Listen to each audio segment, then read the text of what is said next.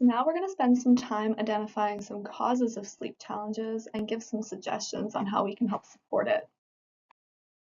So we use this iceberg as a way to help us illustrate why sleep challenges are often just some part of what we see above the surface. And when a child is having trouble sleeping, it's really easy to focus on the behaviors we notice at bedtime or during the night. But underneath that surface, just like the larger hidden part of the iceberg, there are so many contributing factors. And this might include things like stress, trauma, anxiety, pain over schedules, sensory needs, or just worries that they haven't expressed at all. And these underlying experiences can truly impact the falling asleep, staying asleep, or the feeling rested overall. As occupational therapists, we really just look beyond what's the visible parts of sleep difficulties and explore what else could be happening to understand the whole picture. So when we look at sleep challenges, we've evaluated with our families that we've worked with some of those common sleep challenges, and these are just some of the main categories that have emerged that we thought we would review with you today.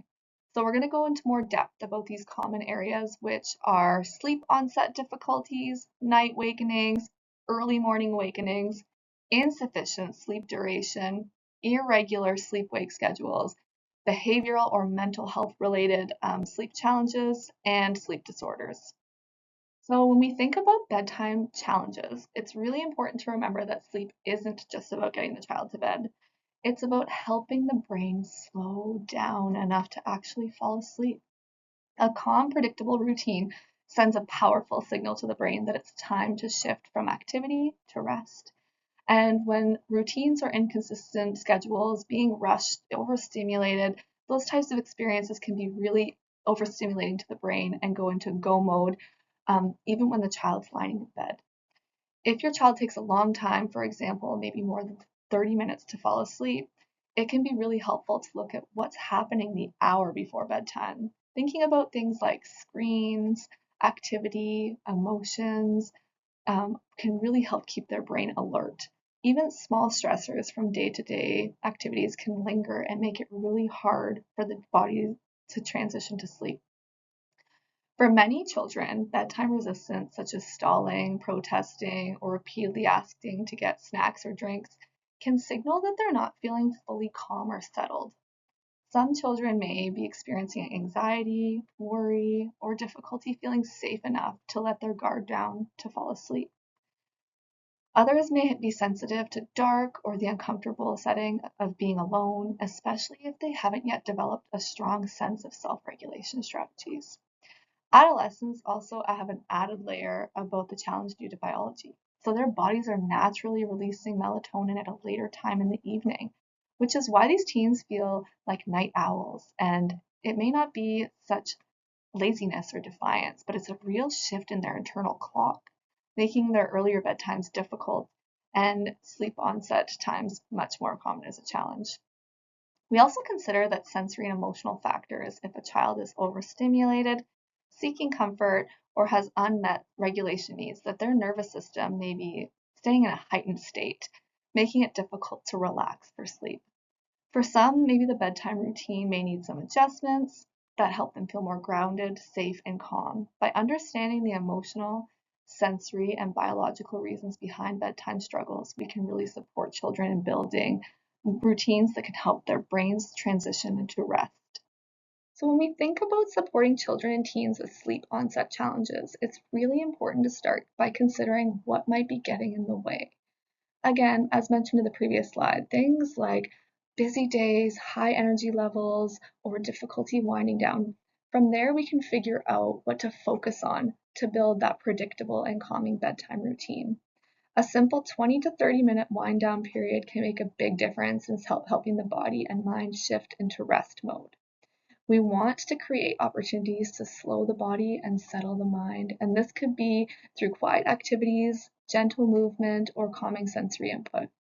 Optimizing the sleep environment is the key as well. So we're talking about things that we're going to get into later in this presentation, but such as lighting, temperature, textures, and just overall feeling of safety and comfort. Caregivers play an essential role in supporting this transitional time. So offering your presence without trying to be immediately fixing or solving the problem can help reduce the pressure and support regulation. And finally, keeping those demands low or even non-existent during this period really helps the child ease into sleep more naturally. Nighttime awakenings can be really overwhelming and a huge part of sleep challenges. It can be occur within cycles of about 90 minutes. So the key here isn't that they're awake, that they wake, but how they respond to it when they do. So some children can settle back to sleep on their own, but others really need that comfort, co-regulation, and support and assistance. It's important to consider whether there could be some underlying physical factors like allergies, restless legs, breathing difficulties such as sleep apnea, and addressing any other medical concerns is really important because it can really directly interfere with that restorative sleep pattern. Frequent night awakenings is also a signal of emotional concerns like anxiety, trauma, or stress. How we can help support with this is soothing skills and attention to underlying factors. Children can help develop the ability to return to sleep on their own, having improved sleep quality for the whole family. So now you might be wondering, how can we help with that? And once we understand the possible factors, we can shift to teaching and reinforcing gentle, soothing techniques that children can use when they wake up, such as slow breathing, grounding techniques, or simply calming strategies. When caregivers respond, the goal is to offer support in a calm, steady, and predictable manner.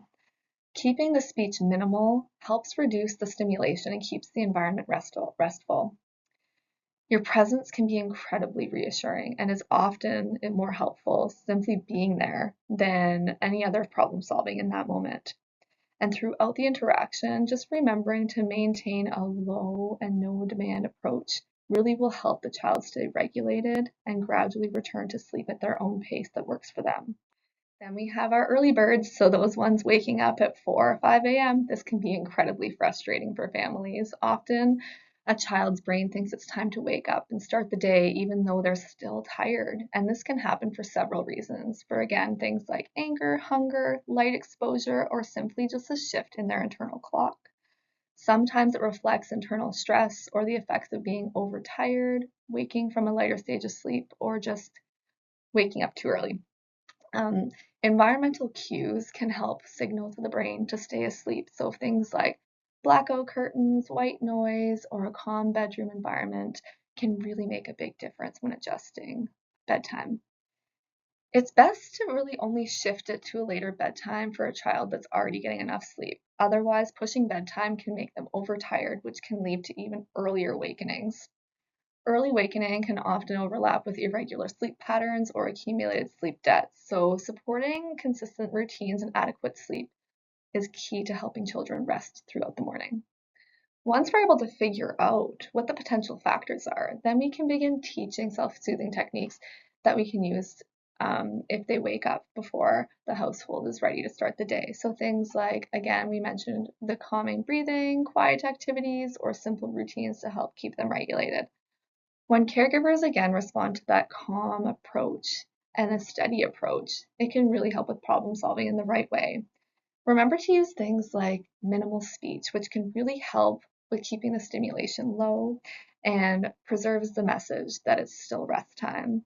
Your presence of being reassuring without becoming activating can maintain that low or no demand approach, which can help your kids stay relaxed to settle and do an activity quietly or support them back to sleep in an appropriate way. When children are tired, they don't always look sleepy. Instead, they might be wired, irritable, or emotional. And in fact, sleep is often that missing piece when we're seeing challenging behaviors. Think about sleep as nutrition for the brain. So even just an extra 30 minutes a night can improve focus, mood, and learning. This is especially common in tweens and teens. So many of them stay up late because of screens, homework, extracurricular activities, or socializing. And biologically, adolescents are wired to fall asleep later, but then they just don't get the adequate rest, which is 9 to 11 hours of sleep for school-age children and 8 to 10 hours for teens. So when they don't get enough sleep, it can look like things like ADHD, mood disorders, or even behavioral issues. Late bedtimes combined with those early wake times just lead to sleep deprivation, which can affect school performance, emotional regulation, and even physical health. From an OT perspective, supporting the consistent routines, managing screen use, and prioritizing adequate sleep are really key areas to help children and teens function better during the day and help them thrive academically and emotionally. So when we're seeing signs of insufficient sleep, one of the most effective places to start is creating a strong and consistent sleep-wake schedule. Having the same wake and bedtime each night can help anchor the body's internal clock to support the restorative sleep. In the evenings, reducing the stimulation of activities and creating clear, predictable nighttime limits can help the brain begin to shift out of alert mode. Building a familiar evening routine also cues the body to rest forward, and repeated steps to help gradually bring energy levels down is just as important as supporting the daytime regulation. Regular movement, exposure to natural light, and staying hydrated through the day are all contributing factors. They can help balance the nervous system, making bedtime more accessible. Finally, optimizing the sleep environment. Thinking about things like comfort, lighting, temperature, and minimizing disruptions can help promote deeper, longer sleep. The body loves rhythm, and this is especially true when it comes to sleep. So even if a child's bedtime is shifted just a little bit, keeping that wake up time consistent within the same hour every day can really help maintain that consistent internal clock. Think of it as like jet lag. If sleep schedules are very different on weekends, Monday mornings can feel like a completely different time zone for your child. Inconsistent bedtimes and wake up times are very common in school-age children and teens. Poor sleep hygiene, like irregular routines, screens late at night, or social or school commitments, can really make it difficult for the brain to recognize when it's time to sleep and wake. Over time, those irregular patterns can disrupt the circadian rhythm, making it harder for children to fall asleep at a reasonable time and wake up feeling refreshed. This disruption can often show up in daytime fatigue, irritability, and difficulty concentrating in school or at home. It also contributes to chronic insufficient sleep, which can impact emotional regulation, learning, and overall health. Factors like late night studying, gaming, or social activities, and a lack of bedtime boundaries can really worsen this problem. Helping children and teens maintain a consistent wake up time, even if bedtime shifts slightly, can support their natural rhythms, improve their daytime functioning, and set the stage for a more restorative sleep. Small adjustments in routines and predictable sleep cues can offer a huge difference for long-term sleep health. When we're working with children or teens who have irregular sleep schedules, the most important anchor here is the wake time. Waking up within about 30 minutes of the same time every day, even on the weekends, really helps reset the body clock and gradually stabilizes sleep patterns. From there, we can build a consistent, calming bedtime routine with clear cues to signal to the brain that sleep is approaching. But even if bedtime is variable, this can help. To shift schedules without creating stress, we use gradual changes, moving bedtime earlier or later in small steps. Structured evening boundaries, especially around screens and stimulating activities, can really help prevent the body from getting mixed signals. And finally, creates a house-wide expectation around sleep supports, predictability, and reduced negotiation, giving children a clearer sense of what nighttime looks like and feels like. Over time, these steady routines will transform irregular sleep into more of a dependable rhythm. Sleep is closely linked to mental health, and for some children, conditions look like anxiety, depression, trauma, ADHD, or autism, and it can make sleep more difficult. Sensory sensitivities, such as being bothered by the textures, the lights, or the sounds, can disrupt comfort in the night. Some children also struggle with self-regulation of their thoughts, emotions, and it can make it hard to calm down before bedtime. It's important to remember that poor sleep can really cause an effect on emotional or mental health challenges. A child with a busy mind, racing thoughts, or big feelings may need some extra support, not physically, but emotionally and mentally to prepare for sleep.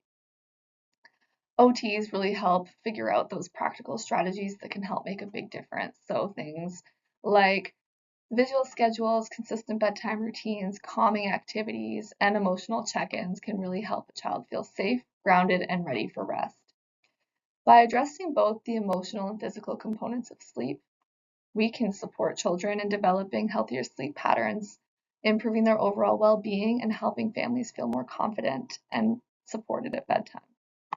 When sleep challenges are connected to behavior or mental health, it's really important to begin by considering the underlying factors like stress, mood changes, or difficulties with regulation. Before bedtime, co-regulation becomes essential.